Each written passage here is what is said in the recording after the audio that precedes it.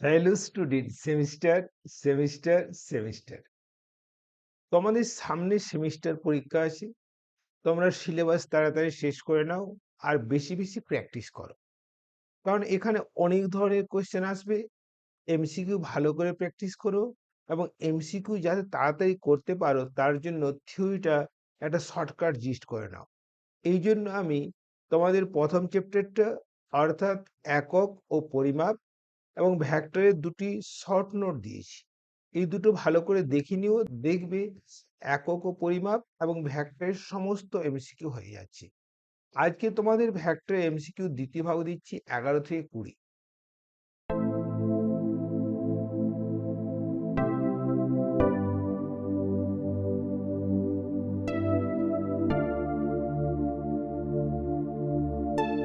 Question number 11, একটি ভেক্টরকে -2 দিয়ে গুণ করা হলে ভেক্টরটির মান দ্বিগুণ হবে কিন্তু অভিমুখ একই থাকবে। না না না, এই যে নেগেটিভ সাইন আছে না, তাহলে অভিমুখটা পরিবর্তিত হবে। তাহলে মান একই থাকবে কিন্তু অভিমুখ পাল্টে যাবে। বি এর অপশনটা কারেক্ট, তাই না? কোয়েশ্চেন নাম্বার 12, দুটি ভেক্টরের মান পি, ভেক্টরটি দুটি মানের লব্ধির মান পি, ভেক্টর দুটির অন্তর্বর্তী কোণের মান কত হবে, তাই না? তাহলে দেখো আমাকে এইরকম দুটো ভেক্টর আছে, এটা পি আবার এটাও পি এবং লব্ধিটা কি বলতো না p/2, তাই না? এটা পি হলো, এটা পি হলো p/2, অ্যাঙ্গেলটা একটু বেশি হবে, আমি একটু ছোট করে দেখিয়েছি। তাহলে দেখো এইখানে তোমরা জানো আর square equal to A square plus B square plus কি বলতো 2ab cos থিটা, তাই না? মান বসিয়ে নাও, আটটা p/2, তাহলে এটা হলো p²/4। এটা কত আসছে বলো? p²+p²+2p ইন্টু cos থিটা, তাই না? তাহলে দেখো এটা আসছে p²/4 ইকাল টু, এটা যদি 2p² কমন নিই কত আসছে 1 + cos থিটা আসছে কিনা বলো? দেখো p² কেটে দাও, তাহলে দেখো 1 + cos থিটা ইকুয়ালস টু আসছে 1/8 আসছে কিনা? তাহলে cos থিটা ইকুয়ালস টু -7/8। দেখো 7/8 এটা কি বলতো? 7/8 1 এর কাছাকাছি, তাহলে -1 এর কাছাকাছি। -1 মানে কি বলতো? 180 ডিগ্রি। তাহলে এর মান কত হবে বলতো? মাইনাস, তাহলে এর মান হবে 151 degree. Okay. Question number 13, A vector, B vector, C vector হলো তিনটে অশূন্য ভেক্টর।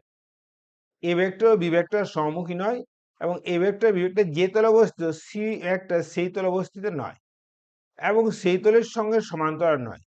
তাহলে A vector plus B vector plus C vector শূন্য হতে পারে? না না, কখনোই না। শূন্য হতো যদি তার শূন্য হতো যদি তার একতলী হতো, কখনো শূন্য হতে পারে না। এ ভেক্টর বি ভেক্টর যে তলে অবস্থিত সেই তলে অবস্থিত, না না না না না। আর লাস্ট অপশনটা একটু দেখে নাও, যে বি ভেক্টর সি ভেক্টর যে তলে, না সেই তলে। দেখো দুটো তলে অবস্থিত ভেক্টর সমূহের যোগফল শূন্য হবে, তো ন্যূনতম 4খানা ভেক্টর হলে সম্ভব, 3খানা আছে কখনোই সম্ভব নয়। 14 নাম্বার ভালো করে পড়ে রাখবার। দেখো এটা আছে, যদি পি ভেক্টর ও কিউ ভেক্টর হয় তবে কোনটি সঠিক নয়? P vector plus Q vector equal to P, না না এটা হবে না, কারণ এই দুটো ছোট ভেক্টর, এগুলো একক ভেক্টর, এগুলো এদের মান বেশি, তাই না?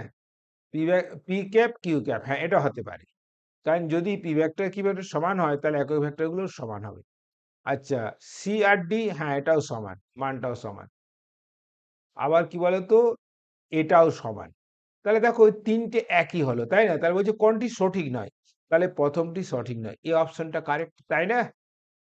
কোয়েশ্চেন নাম্বার 15, পি ভেক্টর ও কিউ ভেক্টর যথাক্রমে পূর্বাভিমুখী এবং দক্ষিণ পশ্চিমাভিমুখী। মানে কি, দেখো পিটা হচ্ছে পূর্ব দিকে আর কিউটা হচ্ছে দক্ষিণ পশ্চিম। তাহলে দেখো এই মাঝের অ্যাঙ্গেলটা কত হবে বলতো? 135। যদি R vector equal to P vector plus Q vector হয় তবে কোনটি সঠিক, তাই না? তাহলে দেখো এখানে আমরা এই যে আর পাবো, এই আরটা হবে কি বলতো? √Of p² plus q² plus 2pq cos 135 degree. মানে কত হলে বলতো? এটা p² প্লাস q² মাইনাস হয়ে যাবে, কারণ কি বলতো cos 135 1/√2, তাহলে -√2p।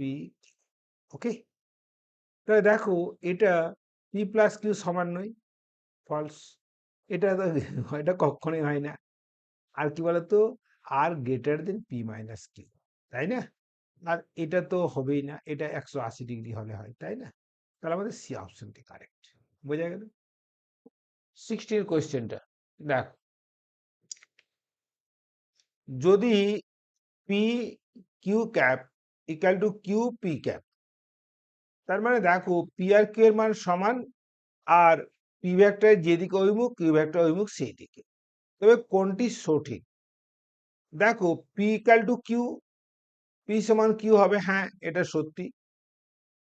আচ্ছা, P cap equal to Q cap, হ্যাঁ এটাও সত্যি, তাই না? আবার দেখো P vector equal to Q vector, হ্যাঁ এটাও সত্যি। আর এটা কি বলতো, P vector dot Q vector equal to P cap, এটা হবে না। ওকে, তাহলে ডি অপশনটি কারেক্ট। কোয়েশ্চেন নাম্বার 17 দেখো, দুটি অশূন্য ভেক্টরের মান পি, ভেক্টর দুটির লব্ধির মানও পি, ভেক্টর দুটির অন্তর্বর্তী কোণ কত হবে? খুব সিম্পল, এইরকম একটা পি ভেক্টর আছে আর একটা পি ভেক্টর আছে, দুটো ইকুয়াল, তাই না? লব্ধিটাও হবে পি, তাহলে এদের মান কতই বলতো না 120 কোন ফর্মুলা প্রয়োগ করলে না, R square equal to P square plus Q square plus 2 P Q cos theta. Okay, এখানে আরটাও পি, পিটাও পি, কিউটাও পি, তাই না? মানে R equal to P equal to Q equal to P. Okay, question number 8, নিম্নলিখিত কোন দুটি সরণ যোগ করলে 4 সেমি সরণ পাওয়া যেতে পারে? দেখো এই যে দুটো সরণ দেওয়া আছে, এদের সর্বোচ্চ আর সর্বনিম্ন মান কত বলতো? 5, আর এখানে বলতো 9, তাহলে এটা হবে না। আবার দেখো এটা 1 আর 3, এর সর্বোচ্চ কত? 3, আর সর্বনিম্ন 1। 4 আর 9, এর সর্বোচ্চ কত বলতো? 13, আর এটা কত বলতো? 5, এতেও হবে না, চারটা থাকছে না। আর 2 আর 3 কত? 1 আর 5, তাহলে ডি এর অপশনটা কারেক্ট। কারণ আমরা জানি লব্ধির মান কে বলতো, greater than equal to A minus B আর less than equal to A plus B, তাই না? 19 একটি বস্তু উত্তর দিকে 10 কিলোমিটার, উত্তর দিকে মানে ওপরের দিকে, এটা 10 কিলোমিটার যাওয়ার পর পূর্ব দিকে 20 কিলোমিটার গেল, পূর্ব দিকে কত গেল বলতো? 20 কিলোমিটার, এটা 20 কিলোমিটার, এটা 10 কিলোমিটার। তো বলেছে আদিবিন্দু থেকে সরণ কত, তাহলে সরণ হবে এটা, তাই না? তাই দেখো এটা 20 আর এটা 10, তাই না? এটা 10, তাহলে সরণ হবে 20 স্কোয়ার প্লাস 10 স্কোয়ার। 10 কমন নিয়ে নাও, 10 কমন নিলে হচ্ছে 2 স্কোয়ার প্লাস 1 স্কোয়ার, মানে কি বলতো 10√5, √5 মানে হচ্ছে 2.2 এর কাছাকাছি, তাহলে এটা 22 এর কাছাকাছি হবে। কোনটা বলো তো? দেখো এর অপশনটা কারেক্ট। ওকে, এরপরে 19 দেখে নাও।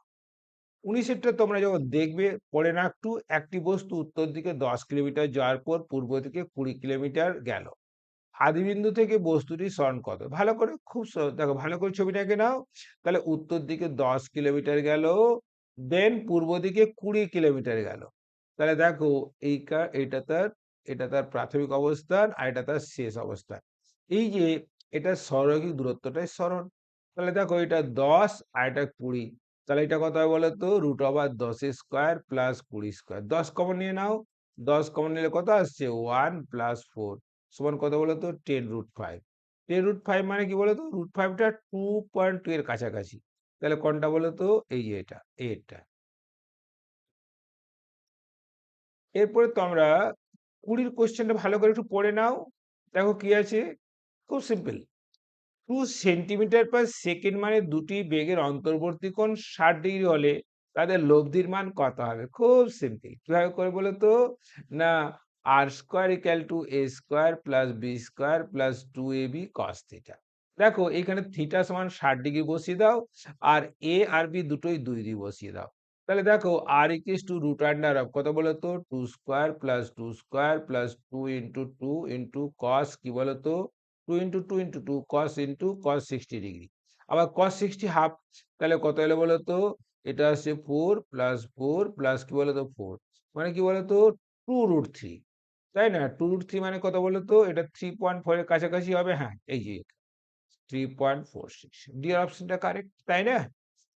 ভিডিওটি দেখার জন্য অনেক অনেক ধন্যবাদ। এইরকম এমসিকিউ করার জন্য আমি তোমাদের ভেক্টরের যে এমসিকিউ শর্ট নোট দিয়েছি সেটা ভালো করে দেখে নাও আর লিখে নাও, দেখবে সব ইজি হয়ে যাচ্ছে।